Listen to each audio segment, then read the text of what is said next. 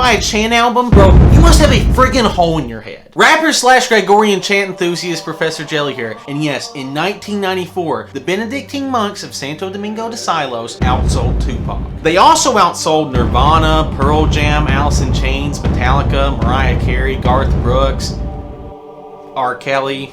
So you have all these legendary musicians putting out all this timeless music, and the only people who can compete against the monks is Ace of Base and Tim McGraw. So how did this happen? How did actual ordained monks make it to the top of the pops, and why do you never hear about it today? So just as a quick refresher course, Gregorian Chant is a sacred type of vocal music sung in Roman Catholic ceremonies that is entirely in Latin and with no musical accompaniment whatsoever. So it may not be that big of a surprise to learn that Gregorian Chant was never that big of a seller in the music world. In fact, in 1993, just a year before Chant was released, the entire classical music genre only made up 4% of the entire music business. So how did we go from barely being able to get grannies to pick up Chant CDs out of the value bin to being on top of the charts? A lot of people point to this song, Sadness Part 1 by Enigma, which hit number 5 in 1991 as the thing that really kicked off the chant fad. But I may have to disagree. While this song definitely does feature prominent chanting, this is not a Gregorian chant song. This is a rave song that happens to feature Gregorian chanting. The 90's chant fad did not begin in 1991 here on Billboard. It didn't even begin in America. It began in Spain.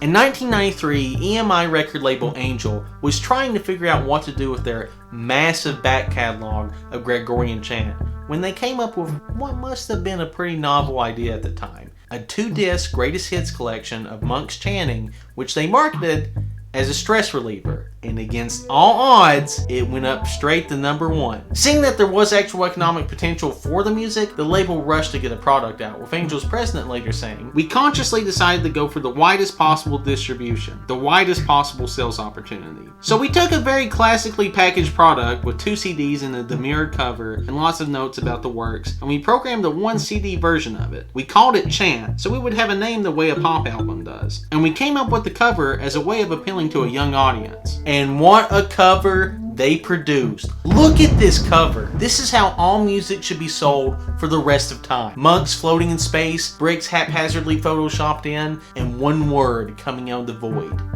Chant. This is music that you can believe in. This is not an album. This is a movement.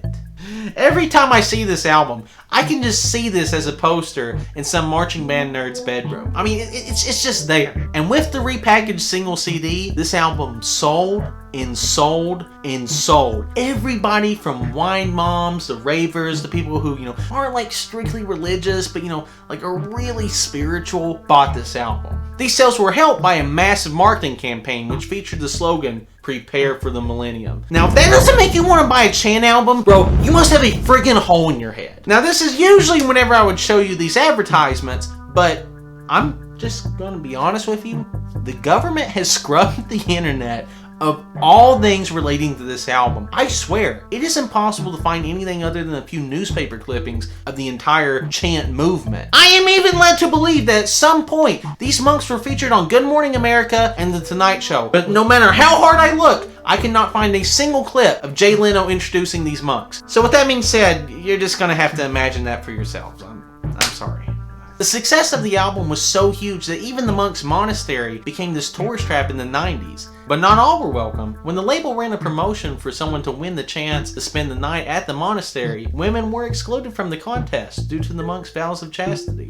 And as can be expected with anything that's this successful, there was a lot of cheap imitators. And I do mean cheap. Because Gregorian chant is literally ancient, there are no royalties to worry about. So all it took to be the next big chant band was some robes in the Echo Room, and you got yourself a hit record. And Angel was no angel about this either, as they pumped out Chant 2, Chant 3, and Chant the Christmas album faster than you could shake an incense burner. This all came to a head when at the peak of their commercial career, EMI offered the monks $7.5 million for some new recordings. But in one of the greatest acts of artistic integrity in recorded history, the Benedictine monks of Santo Domingo de Silos turned down the offer with their spokesmonk, Father Clemente Serna, saying, We are not used to this pressure and have decided to take a break. It will be some time before we make another recording. In our community, we operate under the principle of not needing, and for that reason, money does not bother us too much. I would rather not be thought of as a star.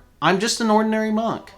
And with that single statement, this signaled the beginning of the end for the chant fad. By this point, Gregorian chant had become so saturated that it was becoming a parody of itself. Literally. With comedy band Big Daddy putting out Chantmania, dear God in heaven, as the Benedictine monks of Santo Domingo, featuring a cappella covers of Smells Like Teen Spirit, Losing My Religion, and Hey Hey, We're the Monks. Fun fact, put this on during your next school field trip to instantly become the cool kid. After the days from the communion wine was cleared, the legacy that chant left was a strange one that is mostly forgotten, possibly for a good reason. Millions of Gregorian chant CDs went into the value bins across North America, with somehow at least one of these CDs being pig-themed. A few years ago there was a chant-themed Supreme shirt, and with the proceeds of the album going to the upkeep of the monastery, after the buzz died down, life pretty much went back to normal for the monks. But somewhere in the Abbey of Santo Domingo de Silos, amongst the holy art and worshipping pilgrims, there is a gold record of chant. This has been Professor Jelly. If you like this video and you want to see more like it, you may like this video about the time that Nathan's blew up a well to sell hot dogs. Somewhere.